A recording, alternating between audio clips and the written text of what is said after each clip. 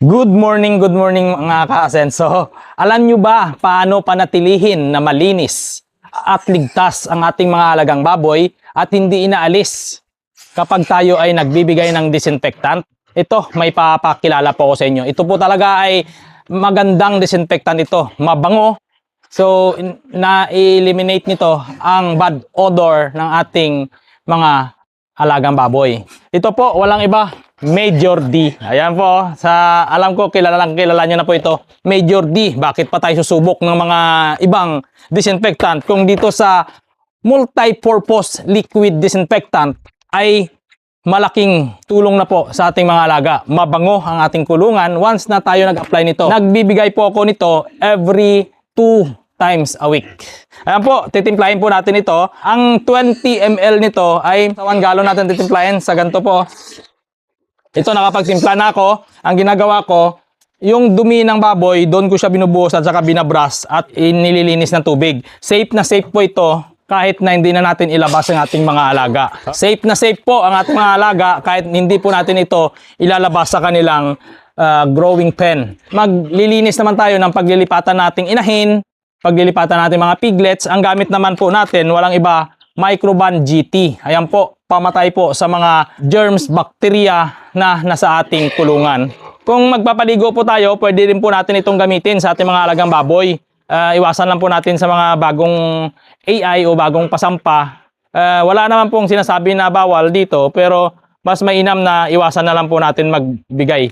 Mas maganda sa mga patining, sa mga inahin na bagong walay, yan, pwede natin paliguan sila dyan, mga inahin na hindi po buntis.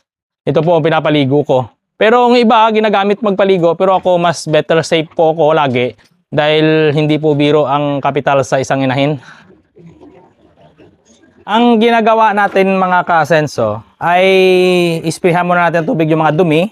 Kayurin muna natin bago tayo maglagay ng disinfectant para kapit na kapit. Ito ang gagawin natin mga ka-asenso. Itong Major D na tinimpla natin, ibubuhos natin yan sa pinagdudumihan ng ating alagang baboy para ma-eliminate yung bad odor. Hanggang maghapon na yan, kahit magtayo sila ulit dyan, nandito pa rin yung amoy ng Major D. At saka safe po ito sa kanila, hindi na kailangan palabasin pa. Yan, bubuhos lang natin. Tapos brasin lang natin ulit para mawala lang yung amoy.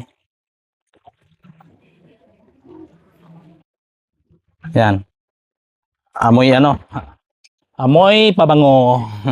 Itong kagandahan. Ayan, at maganda po nito, mabula din siya. Tinanggal na natin yung dumi kanina, kaya konting brush na lang. Yan. Pilan na natin tubig ito para lang ma-flushing. So malinis na sila. Ito pwede na natin 'tong ilagay na hindi naman babanlawan. Okay lang yan basta hindi lang mapunta sa pagkain. Yan. Yan. Para mabango dito.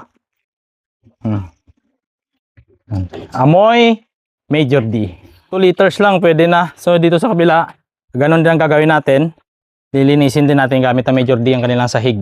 Alam nyo mga ka-asenso, ang kagandahan nitong Major D na to, pwede natin itong gamitin pang disinfectant sa ating mga visitors na gusto pumasok dito. I-dilute lang natin ang 20 ml ng Major D sa 4 liters ng tubig at maglagay tayo dito. Pwede natin ito i-spray sa ating mga bisita dito sa farm. Katulad yan, i-spray lang natin. Spray sa damit, sa kamay. Safe po ito, hindi po ito mantsa. Yan Pwede natin ito i-spray sa kanila. Huwag lang sa pagkain ng ating alagang baboy. Ayan po, para safe na safe. Pwede natin ito i-spray sa pag gustong-gustong pumasok sa inyong piggery na siyempre alam nyo naman na nag-iingat tayo. Talagang hindi papawat, sprayan nyo pati mukha. Hindi, joke lang. Ayan, titimplahin natin ito, yung 20 ml dito sa 4 liters ng tubig. At saka ilinis natin sa ating mga alaga. At saka ito din ang ginagamit ko pang spray or Microban GT. Ini-spray ko dito paikot. Every week, twice po ako nag-spray. Ayan, 4 liters na po na tubig ang laman ito. Titimplahin natin itong Major D na 20 ml. Tapos ilinis natin sa ating mga alaga. Dahil itong Major D, mabango po talaga siya. Napakagandang gamitin. Tapos mabula. Shake, shake, bale, shake, shake. Sa pigrulak, pinaka-pigrulak. Ayan po, tigas ng katawan natin Ayan mga ka-Asenso, dahil nakapaglagay na tayo doon sa ibaba ng Major D, yung smell ng ating piggery, air freshener. Ayan. Ayan. Doon sa dulo, lilinisin din natin gamit ang tinimpla natin na Major D. Ito, buhos lang natin to. Ayan. Akyat lang tayo dito. Ingatan natin na hindi mapunit ang ating bota. After natin na maglinis ng dumi, ibubuhos lang natin itong Major D. Yan, kahit kaunti lang, mabango na ito. Kahit nandyan po ang ating mga alagang baboy, safe na safe po ito. Hindi natin sila kailangan paalisin. Ayan, sabay kuskusin lang natin ng kaunti para mawala lang yung dumi. Ayan, mabula po. Kaya ang ganda nitong disinfectant na to. Multi-purpose nga talaga siya. Talagang tanggal yung amoy ng tae ng ating baboy. Sa experience ko po dito, maglalagay po ako sa umaga, hanggang hapon na po yan, amoy disinfectant. Pero twice a week lang po ako naglalagay.